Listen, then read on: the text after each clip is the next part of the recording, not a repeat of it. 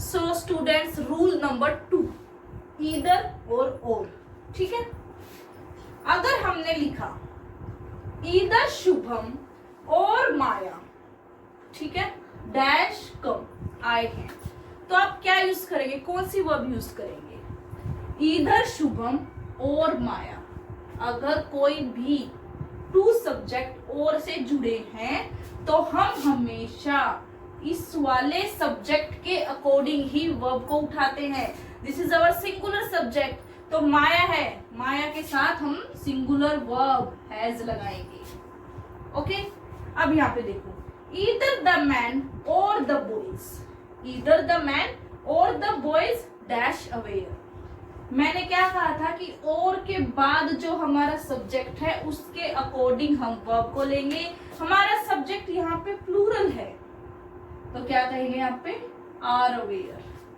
Here our subject was singular, here our subject was plural. Singular subject के साथ singular verb and plural subject के साथ plural verb. Next, मान लो इधर और नहीं है, खाली और से जुड़ा है, द बॉयज और द गर्ल्स, तब क्या करेंगे? In that condition also, in that case also we will do according to this subject, the subject which is nearer to the verb. जो सब्जेक्ट वर्ब के पास वाला सब्जेक्ट है उसके अकॉर्डिंग ही वर्ब अपने आप को लेती है। So the girls are plural, then we will use plural, have come.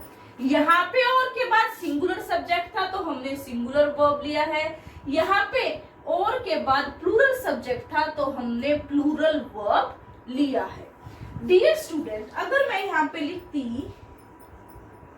The boys और रमन, तब हम यहाँ पे क्या यूज करते? We will see this subject and this is our singular subject, then we will use singular verb. The boys or Raman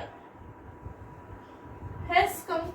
Okay, अगर मैं यहाँ पे singular ले लेती, either the man or the boy, अगर मैं लिख देती या तो आदमी आए हैं या फिर वो boy, तो यहाँ पे क्या हो जाता? is means to say कि जो हमारे वर्ब के साथ वाला सब्जेक्ट है, यानी कि और के बाद जो सब्जेक्ट है उसके अकॉर्डिंग ही हम अपनी वर्ब को लेंगे। और के बाद सिंगुलर, सिंगुलर सब्जेक्ट, और के बाद प्लूरल, प्लूरल वर्ब, और के बाद प्लूरल सब्जेक्ट, प्लूरल वर्ब, और के बाद singular subject, then singular verb. Now this is done. Two rules, and वाले और इधर और वाले हमने कर लिए हैं। I will give you notes also, so that you can practice accordingly. In your book also it is given, book में भी given है। Okay, so this is a very vast topic, बहुत ही बड़ा topic है, but we will do according to your book only. जो आपकी book में है उसके अकॉर्डिंग ही हम करेंगे, थोड़ा बहुत उससे ज्यादा हम कर सकते हैं। So अभी मैंने आपको एंड और इधर और का बताया है। You can watch the video twice or thrice. Now I will make a video for the same revising the same. I will make video. So dear students, some more points I would like to tell you here. Okay, देखो, अगर हमारा as well से दो subject जुड़े हुए, कैसे देखते हैं। रेखा as well as Rohini, okay, playing. अब हम कौन सी वर्ब ले यहाँ पे? क्या हम इसे एक सब्जेक्ट माने या फिर हम इसे दो सब्जेक्ट माने? तो इस केस में हम क्या करेंगे, हमेशा जो हमारा फर्स्ट सब्जेक्ट होता है उसके अकॉर्डिंग हम अपने वर्ब को लेते हैं। ये चाहे प्लूरल हो singular, does not matter, we have to check only this subject. This is singular, then we will say Rekha as well as Rohini is playing. Okay, take one more example. The students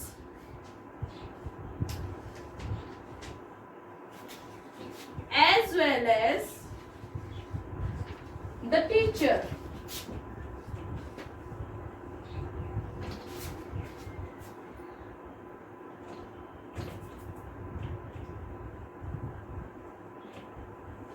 now what, as well as के साथ हम हमेशा कौन सा subject लेंगे? This one. This is our plural subject. This is our singular subject. We will not take according to this. We will take according to this. The students as well as the teacher are running. Okay? Take one more example. The boys as well as the girls. What should be here? We are to check according to this subject. Okay? The boys as well as the girls are nice because this is our plural subject. So this was the concept of as well as. Now move to rule 4, condition sentence if and wish. Dear student, आप बहुत बार क्या कहते हो कि अगर मैं ये होता तो मैं ये नहीं करता. ठीक है, जैसे कि अगर मैं तुम होता, मान लो आपके फ्रेंड ने कोई गलती करी है, ठीक है, तो आप क्या कहोगे? अगर मैं तुम्हारी जगह होता तो मैं ये कभी नहीं करता. ठीक है, अगर ऐसा होता, जब भी हिंदी में ऐसा हमारे पास हो कि अगर ऐसा होता तो ऐसा होता, ये कंडीशन सेंटेंस होते हैं. देखो एग्जांपल लेते हैं. इफ आई यू, अगर मैं तुम होता तो इसके लिए आई के साथ हम वर यूज करेंगे. ठीक है, आई के साथ हम वॉज और एम का यूज करते हैं अकॉर्डिंग टू टेंस, बट हम वर का यूज नहीं करते. लेकिन जब हम ये कहते हैं ना कि मैं ये होता, ठीक है, तो हम वर का यूज करते हैं. If I were you I would not go, मैं नहीं जाता. अगर मैं तुम होता तो मैं नहीं जाता. If I were the PM, अगर मैं प्राइम मिनिस्टर होता I would take good decisions. Okay, कि मैं अच्छे डिसीजंस लेता. ओके, अगर एक सेंटेंस और लेते हैं. इफ ही ले लेते हैं. ही वर अ टीचर, अगर वो एक टीचर होता, देन ही वुड प्ले, वो खेलता this match. Okay, it means to say जब भी आप ये कहते हो कि ये वो होता, तुम ये होते या मैं वो होता, इस तरह के सेंटेंस में हम हमेशा वर्ब लेते हैं. Dear students, keep in mind, अपने आप को कंफ्यूज नहीं होने देना कि आई के साथ ही के साथ हम वर्ब यूज करते नहीं, वर्ब यूज नहीं करते. क्यों? क्योंकि हमारा सिंगुलर सब्जेक्ट है और ये हमारे प्लूरल वर्ब है. सिर्फ एक कंडीशन में, इस तरह कंडीशन में हम इसमें वर्ब यूज करते हैं. Okay, and one more thing, wish, wish करते हैं. I wish I were the God, मैं विश करता हूं अगर मैं भगवान होता. Okay, I wish I were the president of India, कि मैं इंडिया का प्रेसिडेंट होता. ठीक है, I wish you, not you, Ritu were our class teacher. ठीक है, तो इस तरह के सेंटेंस कि भाई मैं विश करता हूं कि रितु हमारी क्लास टीचर होती, तो इस तरह के सेंटेंस में हम हमेशा वर्ब का यूज करते हैं. Don't worry student, I will give you many sentences for the practice of same. Okay, so I advise you to go through the videos carefully and revise the exercise whatever I give you. If you have any doubt, you can ask me. Thank you. So hello dear students, let's take an exercise for the topic subject verb agreement that I taught you in the previous videos. Okay, so our first blank, the player dash in the stadium. Player singular subject, it will take singular verb. Okay, the player is in the stadium. Okay, next, Sangeeta and Kapil dash present in the hall. Now two subject with and, यानी कि plural verb, so it will come are. Okay, Sangeeta and Kapil are present in the hall. The secretary and the cashier, what should be here? Yes, what should be here? The secretary and the cashier, दोनों से पहले हमारे पास the है, दोनों subject से पहले the है. It means these are two person. Two person it means plural verb. Okay, next, the landlord and worker.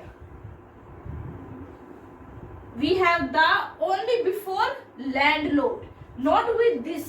It means this is a singular subject, यानी कि वो ही लैंडलॉर्ड है और वो ही वर्कर है. ठीक है, यहाँ पे दो इंसान थे, सेक्रेटरी और कैशियर. एक सेक्रेटरी था और एक कैशियर था. लेकिन अगर मैं कहती द सेक्रेटरी एंड कैशियर, इस द को रिमूव कर देती, यानी कि वही इंसान सेक्रेटरी है और वही इंसान कैशियर है.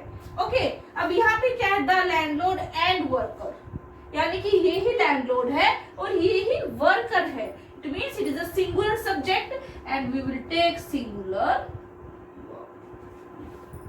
Okay, next, shouting and arguing dash not going to help you. What should be there? दो वर्ड है and के साथ यूज हुए हैं. yes, लेकिन this is a pair word. ये हमेशा सिंगुलर सब्जेक्ट के जैसे ही काम करता है, जैसे कि rice and kadhi, bread and butter, horse and carrot. इसी तरह का जो ये सेंटेंस, ये हमारा सब्जेक्ट. और ये आप लोग कहाँ से लर्न करेंगे? By practising. Okay, shouting and arguing is not going to help you. Rama or the teachers. अब मैंने आपको बताया था कि भाई either or, हमेशा और के बाद जो सब्जेक्ट है उसके अकॉर्डिंग हम वर्ब को लेंगे. हमारा और के बाद सब्जेक्ट है द टीचर्स, यानी कि plural verb, plural subject. Then we will take plural verb. Okay, next, either Harry और मैरी. और के बाद क्या है? Singular, then is. ना तो या तो हैरी जा रहा है या फिर मैरी जा रही है. ठीक है, अब अगर मैं कहूं नीदर हैरी नॉर मैरी, ना ही तो हैरी और ना ही Mary. Dear student, one thing I want to tell here कि जो कंसेप्ट ईदर और के साथ हम फॉलो करते हैं, जो मैंने आपको रूल बताया था कि भाई और के बाद वाला हमें सब्जेक्ट देखना, उसके अकॉर्डिंग वर्ब लगानी है, वो सेम फंडा हमें नीदर नोर के साथ लगाना है. हमें नोर के बाद वाला जो है सब्जेक्ट देखना है. नोर के बाद है Mary, it means it is a singular subject, then we will use is. Okay, so this is our exercise. We will do many more sentences for the practice of same. So revise this. If you have any doubt, you can ask. Thank you.